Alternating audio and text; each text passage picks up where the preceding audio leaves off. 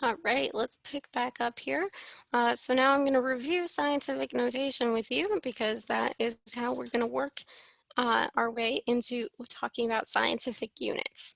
So molecules, such as the water molecules in the glass, these little red and white spheres, they are very, very small. We can't see the atoms or the molecules. They are submicroscopic. And there are about 7.9 times 10 to the 24th of them in this glass. So when you have really, really tiny things, you have to have a whole lot of them, a really, really big number of them to fill up space, like this water in this glass. And very large or very small numbers are represented using scientific notation.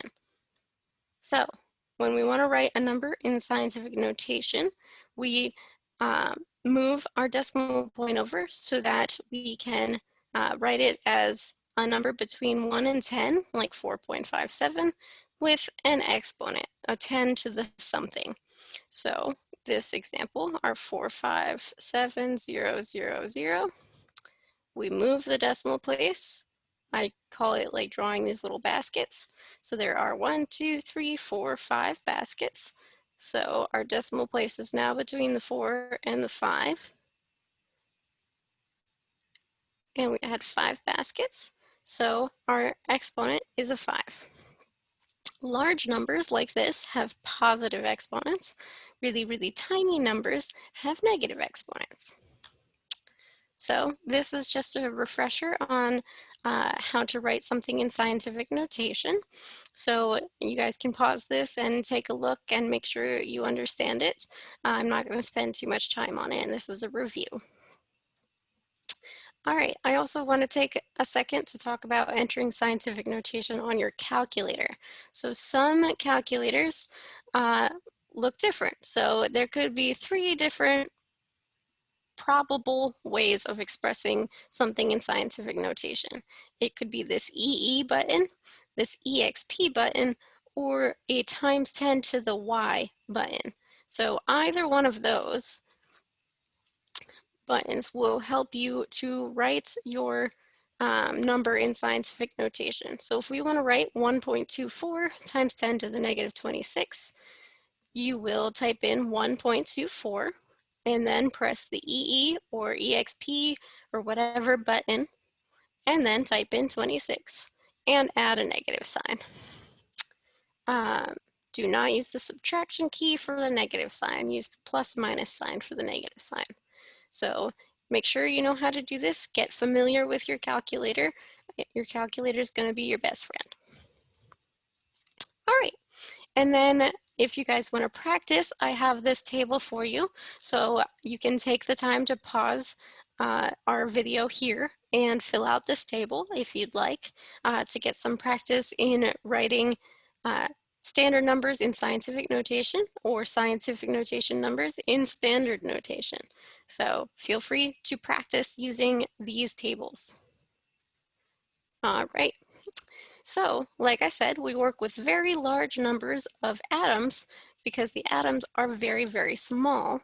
So when we're dealing with very large or small numbers, in addition to using the scientific notation, we want to use the metric system because the metric system is based on powers of 10, which is super convenient. And we also need to be careful so that we know what the units are of our measurements. For example, in this picture here on the right, the diameter of each hexagon on the left side, so these hexagons, are 3 times 10 to the negative 10th meters. This honeycomb, which looks very, very similar on the right, is each honeycomb has a diameter of 0.005 meters. So we've got 0.005 versus 3 times 10 to the negative 10. So that's 3, 1, 2, 3, 4, 5, 6. Oh my gosh, sorry.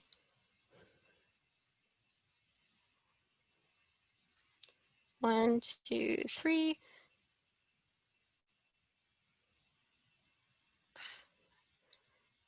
4, 5, 6, 7, 8, 9, 10.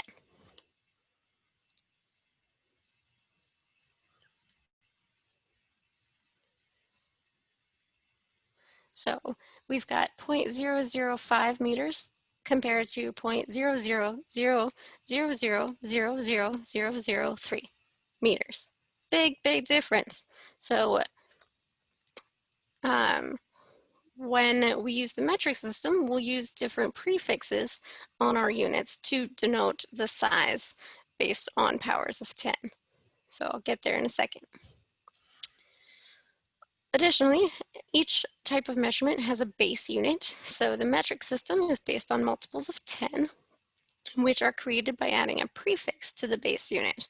So over here on our table on the right are our base units. So for the amount of substance, we have the base unit of a mole. For length, we have the base unit of a meter. For mass, we have the base unit of a kilogram. For temperature, we have the base unit of degrees Kelvin or Kelvin. One other one that you might be familiar with is this information storage, like on your computer, in bytes. And some of those prefixes would be gigabytes, terabytes. You've probably heard of those. So those are our metric prefixes that we're going to see on the next slide. So the base unit for length is the meter, and the prefix centi, so centimeter, is used to tell you that it's a length that is 1/100th of a meter. So here are all of the metric prefixes. I'm not going to go through all of these, but you should memorize some of them. So the ones that you should memorize for sure are kilo, milli, micro, and nano are the ones that we'll use most commonly. And you want to make sure you know how they are written. So for example, in a kilometer, there are 1,000 meters in 1 kilometer. You could also say that there are 10 to the negative third, or 1/1000th of a kilometer in 1 meter. So it all depends on your, I guess, your frame of reference, if you're talking about how many meters are in a kilometer or how many kilometers are in a meter. All right, so also one of our units is temperature. So the Celsius temperature scale is typically used in the metric system, where 0 degrees Celsius is the melting point or freezing point of water, and 100 degrees Celsius is the boiling point of water. To convert from Fahrenheit to Celsius, we use this version of the equation. To convert from Celsius to Fahrenheit, we use this version. And like I said, Kelvin is the SI unit for temperature. So Kelvin, when we want to convert to Kelvin, all you do is add 273.15 to the degrees in Celsius. That's how you get to Kelvin. If you want to go from Kelvin to Celsius, you subtract 273.15. All right, let's talk a little bit about density. Density is a physical property relating a substance's mass and its volume.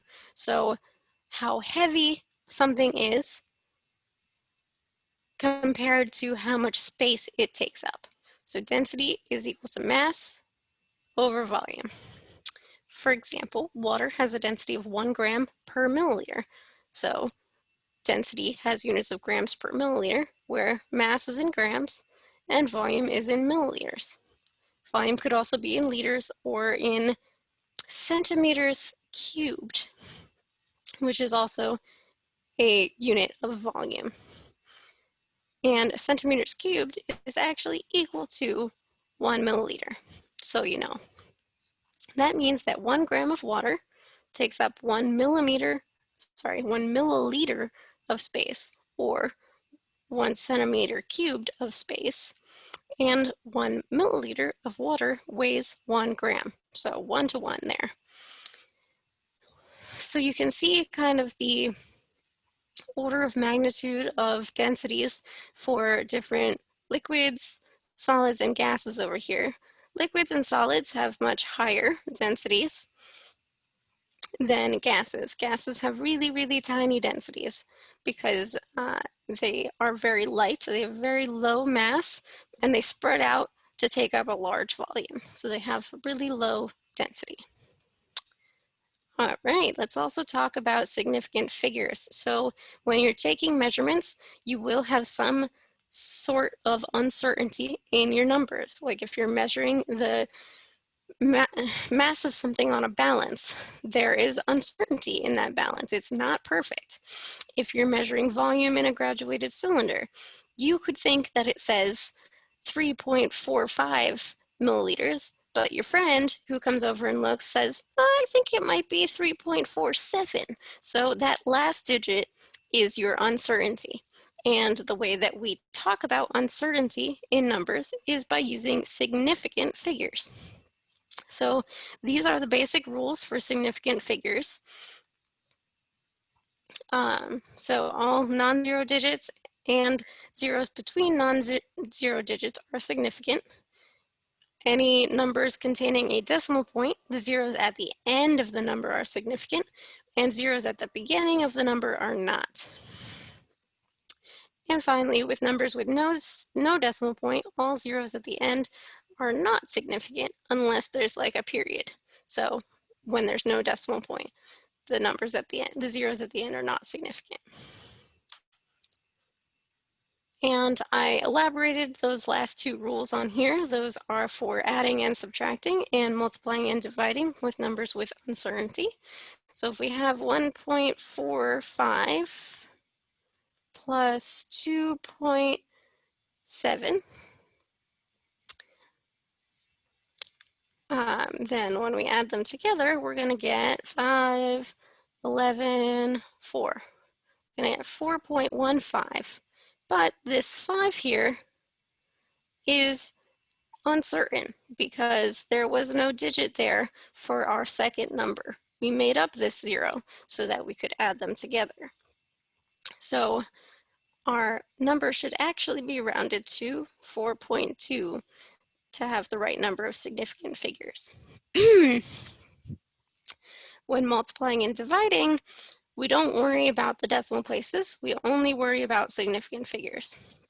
So if we have 2.0 times 2.1, we're going to end up with, 2.13, we're going to end up with 4.26, but there were only 2 significant figures with our first number, so this would round up to 4.3 instead to have the correct number of significant figures. You'll learn a lot more about significant figures in the lab, so that's about all we're going to do with it for now. You might have some of it in your homework though, so make sure you read that section in the textbook. One other thing associated with uncertainty is precision versus accuracy. Scientists assess the precision and accuracy of a measurement to determine the quality of their data. Precision refers to how close the measured values are to each other. And accuracy refers how close a number is to an accepted value. So you can have numbers that are precise but not accurate. You can have numbers that are accurate but not precise. And you can have numbers that are both or neither. So for example, the precision 12.843, 12.839, and 12.847 are pretty close together. Those are precise values. But if, for example, we said that the mass should be 1 gram and not 12, they're very, very inaccurate, even though they're precise. Accuracy is how close we are to an accepted value. So when we have 1 milliliter of water and our density is approximately 1 gram per liter, that 1 milliliter of water should weigh about 1 gram. So if your measurements say 1.021, 0.988, and 1.003 grams, then those are pretty accurate. Those all average out to about 1 milliliter. So you have accurate results. And then this picture down here just kind of shows what accuracy and precision look like on a dartboard. So these shots were all precise, but not accurate. These were accurate because they're all around the bullseye, but not very precise because they're not all together. On C, we've got accurate and precise, which is the best of all worlds. And then D is neither. All right, so let's get into dimensional analysis. So dimensional analysis might sound scary, but all it is converting units from one to another. So we're going to use what we call conversion factors. Conversion factors are functions that express the same value in different units on the top and the bottom. So the relationship between millimeters and meters, for example, you can write it as both 1,000 millimeters over 1 meter, or 1 meter over 1,000 millimeters. It depends on what you want to end up with in the end. So you should have your given unit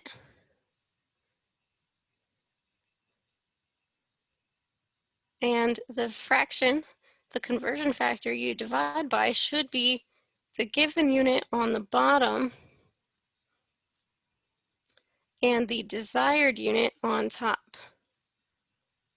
So that will cancel out the given units. So if you multiply something all the way across and you have units of millimeters on top and units of millimeters on the bottom, they cancel each other out.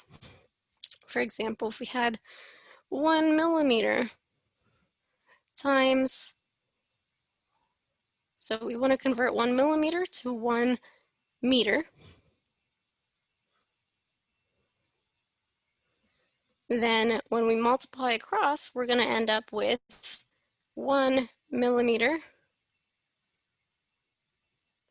times a meter with 1,000 millimeters on the bottom. And our units of millimeters will cancel out, leaving us in units of meters, which is what we wanted. So that's what you do. You set up your conversion factor so that your given unit cancels out with the unit you start with. So let's see another example. We want to convert from 0.000000003 meters to nanometers. So we look at our prefix chart, and our prefix chart says that there are 1 times 10 to the negative 9th meters in 1 nanometer. But we want to convert from meters to nanometers. So we want our given units to cancel out. So we start with meters on top. We need to divide by meters to cancel it out. So that's why we wrote it this way instead. You end up with nanometers. So 0.000000003 meters is equivalent to 3 nanometers. You can always check yourself by thinking about it. Meters are big and nanometers are tiny. So how many nanometers can fit in a meter should always be a big number. So if you start with a tiny number and you're converting to nanometers, you should get a bigger number. If you start with a big number and you're converting to meters, you're going to get a smaller number. And then we can use dimensional analysis to convert to other metric units or even to English units like inches, feet, Fahrenheit, whatever. So let's practice here. So we've got 56.0 miles per hour.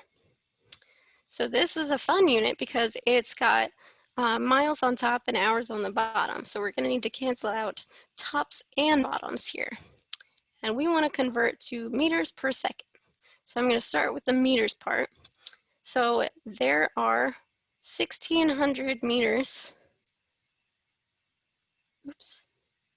meters in 1 mile. If you ran track or cross country, you probably know that. So we put 1 mile down here so that miles will cancel out, and 1,600 meters up here. So now we're going to have meters on top. So the per just tells us how our fraction looks. Miles per hour.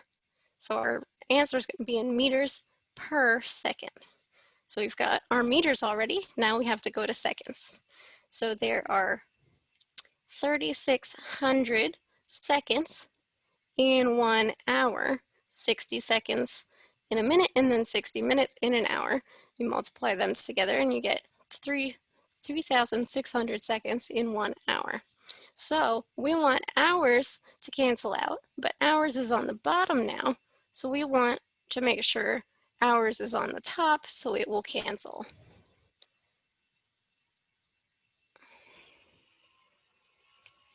Now we've got meters on top and seconds on the bottom, which is just what we want. Perfect. And all of these numbers are basically the same. So the question is, which has the correct number of significant figures? Because that is going to be important for your homework as well. So don't just get the problem correct, get the sig figs correct. So we have 3 significant figures in 56.0 because zeros after the decimal point are significant. So we did a lot of multiplication here. So that means with multiplication, we want the same number of significant figures as our smallest number of significant figures, but we only have one, so we want the same number of significant figures as that.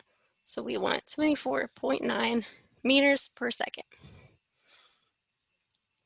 Cool. And you can pause here and get some practice by filling out this chart.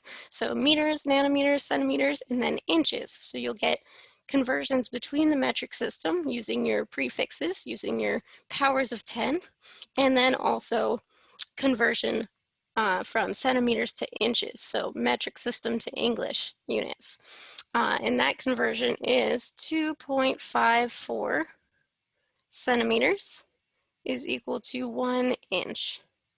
So you guys can practice that to make sure you are comfortable doing dimensional analysis, okay? Seconds are used to express time, and like we just saw, seconds can, or well, we didn't really see it, but we used seconds just now, but now we're going to talk about seconds with metric prefixes. So sometimes you want to measure things in milliseconds because you want to know really precise times of things happening, like when 2 horses cross a finish line to see which one finished first. You might need to look in milliseconds. Milliseconds are a metric prefix, so you can use those the same way that you do for millimeters and centimeters and meters, okay? All right, so here's a fun problem for you. You can pause it and try this yourself, and we'll talk about it in class. I like Star Wars, so I thought that I would give a fun Star Wars question. And here's another one that you can pause and try yourself as well. So this one has a couple different parts. So you have a cheetah that's running towards you. You have you that's running towards the tree, and you want to compare how long it takes for the cheetah to go from where he starts to the tree versus how long it takes you to get to the tree to see who's going to get to the tree first. Although the cheetah doesn't really want to get to the tree, he wants to get to you. So if he gets to you before you get to the tree, then tough luck. So you can see if you could solve this problem as well, and we'll talk about it in class on Friday. And finally, if you want to practice more dimensional analysis, practice some conversions, you can convert between English units and metric units for baking some brownies if you'd like. So I have this example for you too. It's pretty fun.